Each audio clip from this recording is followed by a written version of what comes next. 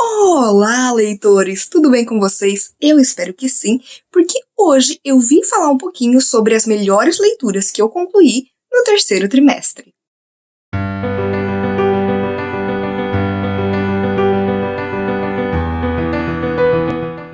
Eu li bastante coisa aí nos meses de julho, agosto e setembro, inclusive o melhor livro que eu já li esse ano, pelo menos até agora, e eu tenho muito aqui o que falar pra vocês, então vamos lá! No meu ranking de leituras, em 10º lugar ficou o The Complete Cthulhu Mythos Tales, do H.P. Lovecraft. Este livro reúne aí 23 contos que tem a ver aí com essa criatura, essa entidade extradimensional que é o Cthulhu. E aqui nós teremos diversos contos mais curtos, contos mais longos, mas todos envolvendo esta mitologia que o H.P. Lovecraft criou. Ele acabou ficando em 10º lugar porque, apesar de eu amar horror cósmico, que é tudo que a gente vai encontrar aqui, é muito complicado amar um livro assim, porque ele vai te incomodar. O Lovecraft, ele era extremamente racista, xenófobo, machista, elitista, então ele vai colocar todos os seus preconceitos nas histórias dele. Então é aquilo, por mais que eu admire muito a capacidade de criação dele, é difícil gostar da pessoa que era o Lovecraft, até porque não tem como. Mas eu utilizei este livro para pautar todo o agosto cósmico, foi uma experiência incrível, eu conheci histórias que eu não conhecia, e, no geral, foi uma boa experiência, tirando, lógico, essas coisas do Lovecraft que não tem como engolir. Esse é o motivo de eu ter amado esta obra e, ao mesmo tempo, não.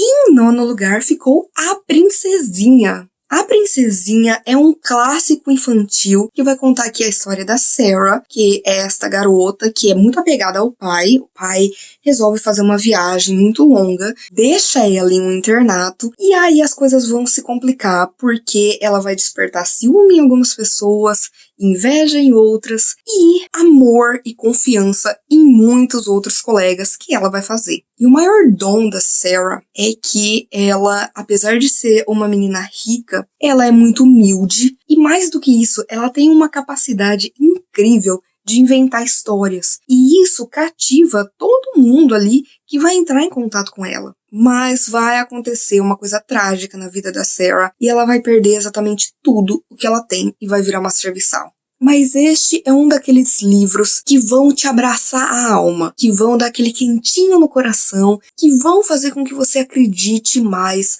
no ser humano, nas pessoas, na vida, nas histórias, no poder de inventar. Acho que é muito difícil ler A Princesinha e não se apaixonar por ela. Em 8º lugar ficou Night Shift, Sombras da Noite, do Stephen King. Sombras da Noite é uma coletânea de 20 contos do Stephen King e tem King aqui para todo mundo. Existe uma gama muito diversa de contos, então tem ficção científica, tem terror, tem algo mais romântico, mais melancólico, tem coisas que nunca mais vão sair da sua cabeça e tem coisas que talvez você não goste. Mas para mim esse livro funcionou muito, porque até as histórias que eu não gostei tanto assim acabaram me impactando de alguma forma. Acho essa uma ótima forma de introdução ao King para quem nunca leu, e com certeza foi um dos melhores livros que eu já li do King na minha vida, porque aqui ele não é tão prolixo, aqui ele faz referências às outras obras dele, ele também vai se inspirar muito em Edgar Allan Poe, Bram Stoker, H.P. Lovecraft, Richard Matheson. Sério, gente, Sombras da Noite, que eu li durante a maratona literária de inverno, foi uma grata surpresa, e eu acho que todo mundo precisa ler este livro do King.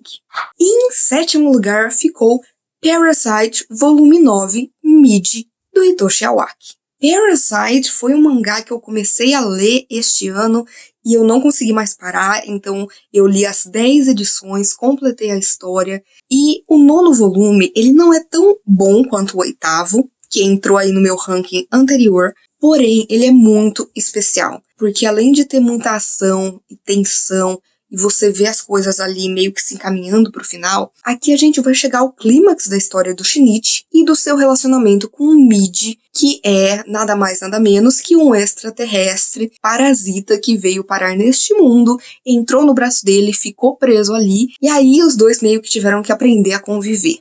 E foi uma jornada que teve seus altos e baixos, com certeza, mas eu acho que ela chega num ponto crucial aqui e ela encerra um ciclo e fala muito sobre esse relacionamento de amizade e de companheirismo que foi crescendo entre esse parasita e esse ser humano. Que é uma coisa, gente, que convenhamos, se a gente parar pra pensar, quais as chances? Mas é muito bom ver o que o Hitoshi Awaki fez aqui, como ele construiu esse mangá, como ele desenvolveu essa história, e ver ali os rumos que tanto o Shinichi quanto o Midi vão tomar. E em sexto lugar ficou o volume 14 de Fruits Basket.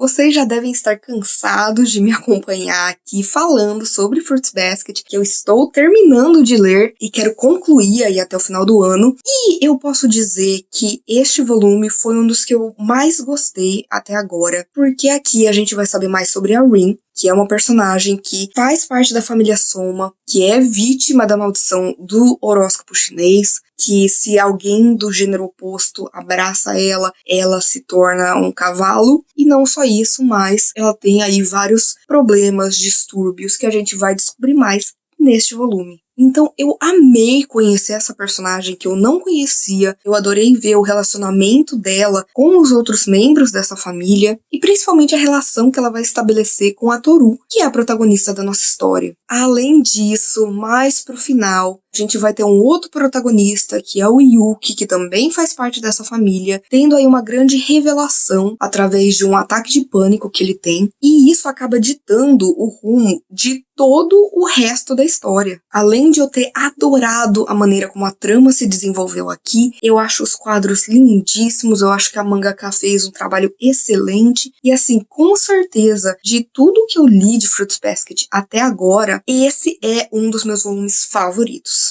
E em quinto lugar ficou Murder at the Vicarage, ou Assassinato na Casa do Pastor, da Agatha Christie. Não é segredo pra ninguém que eu adoro os mistérios da Agatha, que eu estou nesse projeto do Lendo Christie, tentando ler aí um livro por mês dela em ordem cronológica, mais ou menos. E este livro é o primeiro em que a Miss Marple aparece, que é uma das grandes detetives da Agatha, que é uma senhorinha fofoqueira que vive numa vila chamada St. Mary Mead, uma cidadezinha bem pequena, onde ali o esporte é fofocar. E aqui a gente vai acompanhar uma história pelo ponto de vista do pastor dessa cidadezinha, o pastor Clement, em que existe ali um homem naquela cidade que é muito rico, que é muito afortunado, mas que todo mundo detesta, e que ele vai fazer uma visita ao pastor, o pastor não está lá, só que quando o pastor volta, ele encontra o corpo morto deste homem. Só que todo mundo tinha ali motivos para ter cometido este crime.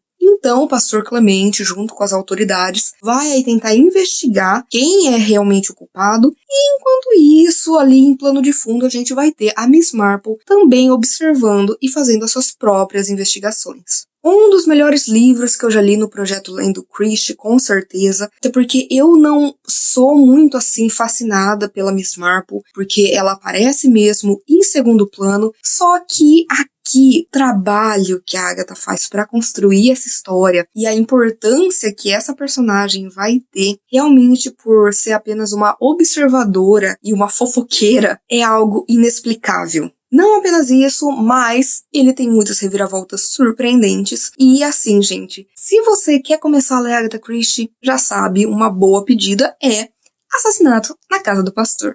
Em quarto lugar ficou Gil, do Junji Ito. Gente, se eu li algo do Junji Ito naquele trimestre, é muito provável que ele vá acabar entrando aí nas melhores leituras do trimestre, porque a gente tá falando de Junji Ito, um dos meus contadores de histórias favoritos, o melhor mangaka que existe, na minha humilde opinião, e aqui a gente vai ter uma história muito bizarra, a mais bizarra que eu já li dele até agora. Aqui a gente vai conhecer o Tadashi e a sua namorada Kaori, e eles estão ali aproveitando um tempo, umas férias, numa praia. Só que algo muito estranho acontece. A casa deles é invadida por um bicho, por um inseto, eles não sabem bem o que é. Só que quando eles vão ver, é como se fosse um peixe, umas pernas mecânicas, meio de inseto mesmo. E aí a coisa vai começar a escalonar porque não só ali aquilo tá acontecendo, mas em toda a costa do Japão, esses seres marinhos estão saindo da água com essas pernas que fazem eles parecerem baratas e vão começar a atacar a população e contaminar ela. E, gente, é aí que a coisa fica louca. Esse é um mangá que não é pra todo mundo. Ele é nojento, ele é bizarro, ele é chocante. E é a intenção do Junji Ito mesmo, né? Entregar pra gente uma história nunca antes vista. E ele consegue isso com maestria, porque além de ter essa história, né, que domina aqui o mangá, a gente também vai ter outras 2 histórias mais curtinhas, mais pro final, que também são assustadoras. Gil não é a minha história favorita do Junji Ito, mas é muito boa. E não importa o quão grotesca ela seja, eu tenho que dar os parabéns pelo Junji Ito ter criado essa coisa tão maluca e você fica impressionado que veio tudo da cabeça de um homem só. Agora vamos para o top 3. E em terceiro lugar ficou Harleen. Harleen, do Stefan Sejic, é uma graphic novel que vai contar aqui pra gente a história dessa personagem, que é a Arlequina, e da sua vida antes dela se tornar esta assistente, namorada do Coringa. E, na verdade, aqui vai mostrar a vida dela como a doutora Harleen Quinzel, que era uma psiquiatra e decide ajudar aí os criminosos de Gotham. Ela faz um estudo a respeito de empatia e ela acha que isso vai fazer com que o mundo melhore e que a taxa de criminalidade diminua e que talvez ela possa ajudar muitas das pessoas e principalmente o Coringa. Só que enquanto ela está tentando entrar na cabeça dele para mostrar ali a sua visão de mundo, explicar as coisas e descobrir mais sobre ele, ele está tentando fazer a mesma coisa com ela. É uma história extremamente dolorosa, porque aqui a gente tem um relacionamento abusivo, tanto psicologicamente quanto fisicamente, e a gente vê essa mulher perdendo a sua sanidade conforme a história vai se desenvolvendo. Mas eu acho que isso é mostrado de forma muito responsável, não é romantizado, não é glamourizado, é mostrado mesmo como é e mostrado como é uma situação terrível. Foi a minha primeira experiência lendo alguma coisa desse artista e agora eu quero ler tudo que ele já escreveu, porque Harleen foi incrível, não apenas porque eu gostava dessa personagem, mas pela maneira com que ele resolveu contar essa trama. Então, com certeza, vale muito a pena ler Harleen. Em segundo lugar ficou Vicious, vilão Davi Schwab. Vicious foi uma surpresa tão maravilhosa que eu até agora tô embasbacada por ter conhecido essa história. Aqui a gente vai saber um pouco mais da amizade aí do Victor e do Eli. A gente vai ter 2 linhas temporais. Uma que aconteceu há 10 anos atrás, quando os dois estudavam medicina e eram melhores amigos, e eles vão aí fazer uma determinada experiência que vai acabar dando errado. O Victor vai parar na cadeia, e agora, no presente, 10 anos depois, ele quer vingança contra o Eli. A construção narrativa aqui é algo magnífico. E não só isso, mas a forma como a Vi Schwab criou esses personagens, como ela foi desenvolvendo os arcos deles, como os personagens que seriam ali secundários deixam de ser secundários e tomam aí a frente e têm importância na história, é sensacional. Foi um livro que me despertou muita raiva, porque aqui você vai ter 2 personagens, né, que se odeiam, mas que cada um deles acha que é o herói da sua própria história e que o outro é um grande vilão. Então cabe, lógico, ao leitor tomar aí a sua decisão de quem realmente seria o grande vilão dessa história. Como a Vi Schwab ela vai alternando entre essas linhas temporais, você fica muito curioso porque sempre termina num cliffhanger, num gancho, e você quer saber o que vai acontecer, e aí de repente ela volta pro passado, e aí aquilo aconteceu, e aí você quer saber mais. E ela volta pro presente e foi uma leitura viciante. Eu não conseguia parar de ler. Eu devorei esse livro. Foi minha primeira experiência com a autora e, gente, que maravilha! Sério, Vicious foi uma experiência maravilhosa. Eu amei cada segundo nessa história. Já quero ler o segundo, estou aqui com o segundo, que é Vingança. E vai ser muito interessante ver como a história vai continuar a partir daqui. Mas Vilão não foi apenas um dos melhores livros que eu li no trimestre, mas também um dos melhores que eu li no ano. Acho que vai continuar aí nesse top 10, porque não tem como. Vilão é maravilhoso. O primeiro lugar não é surpresa pra ninguém, mas vamos fingir que é. The Starless Sea, O Mar Sem Estrelas, da Erin Morgenstern. Gente, este livro não foi apenas o melhor livro que eu li no trimestre, não foi apenas o melhor livro que eu li no ano, pelo menos até agora, mas esse se tornou o meu livro favorito da vida. Porque aqui a gente vai conhecer um pouco da história do Zachary. E o Zachary é um rapaz que desenvolve videogames, focando principalmente na narrativa, dessa coisa de ter ali o jogador escolhendo qual caminho tomar, exatamente porque ele gosta muito de histórias, ele ama literatura, e um belo dia ele vai encontrar aí um livro muito estranho na biblioteca da universidade dele, que é o Doces Dores. Quando ele começa a ler o Doces Dores, ele vai perceber que tem ali várias fábulas, né, meio jogadas, meio alternadas, meio, trechos. E aí ele vai se deparar com uma história muito estranha de um garotinho que chega num muro e vê uma porta pintada. E ele tem vontade de abrir, mas ele não abre essa porta porque ele acha que é uma porta apenas pintada e deixa pra lá. Só que esse garoto era o Zachary. E aí ele vai começar a investigar mais e mais sobre esse livro, sobre quem escreveu, de onde veio, e aí ele vai se ver numa grande aventura, sendo perseguido por muitas pessoas e indo parar aí em um lugar subterrâneo, em uma grande biblioteca labiríntica, que nada mais, nada menos é um porto para um lugar conhecido como O Mar Sem Estrelas. Este é um livro confuso, este é um livro que é cheio de enigmas, e que a autora, ela não faz questão de explicar a maior parte deles para você, mas ela deixa pistas em tudo. Então ela espera que o leitor se dedique a ponto de entender ali essa história. Não é fácil entender? Não é. Mas, gente, você se apega tanto aos personagens, não só ao Zachary, mas outros que vão aparecer na trama. Você vai perceber que tanta coisa ali tem um significado diferente. Você vai traçando paralelos, você vai entendendo a história, você vai montando esse quebra-cabeças e isso vai explodindo a sua cabeça. Não só é um ótimo enredo, mas a maneira como a Erin Morgenstern escolheu contar para o leitor essa história é algo assim surreal. Eu nunca li nada como O Mar Sem Estrelas. Eu falo que esse livro, ele não é apenas um livro, ele é uma experiência. Ele foi um livro que eu fui lendo e devorando, mas ao mesmo tempo eu tinha que parar e eu tinha que pensar, eu tinha que organizar os meus pensamentos, eu tinha que tentar entender ali as pistas que eram jogadas para tentar desvendar mais sobre a história do Zachary,